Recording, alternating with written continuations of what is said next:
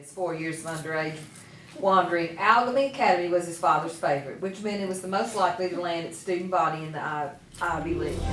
One of the oldest forms of entertainment is reading, whether it be books, poetry, comic books, or whatever you choose to read. With modern technology, it would seem that the act of sitting down and reading a good book is becoming a thing of the past. You would think that distractions like TV, movies, and cell phones, as well as access to books on e-readers, have caused a decline in activity at the local libraries. However, that is not entirely true. We spoke with Doris Stickley from the Bristol, Tennessee, and Virginia Public Library about how they were working towards getting more readers in the library. We are changing the way we program at the Bristol Public Library. We have decided that in using the library, we are really a cornerstone of education for our community. So what we're doing is focusing our programming that way, but particularly with our kids and our teens.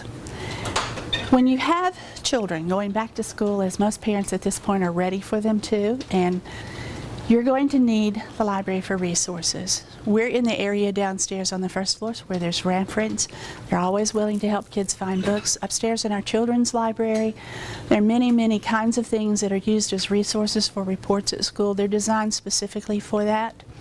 The library is doing everything it can to outreach into the community to open it up to reading, because the best thing you can do for your child is encourage them to read.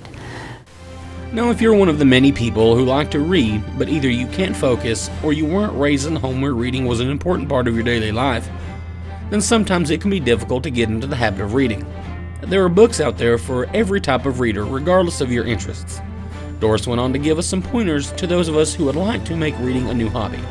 Well, to get into reading, especially as an adult, if you didn't like reading in school, and sometimes you have to admit teachers turn kids off of reading or school turns kids off of reading. If you don't grow up in a home that encourages reading, it's too hard to get into it. The books are boring. I, on the other hand, had a grandmother that encouraged reading, so books took me everywhere in the world, and I did the same thing with my son.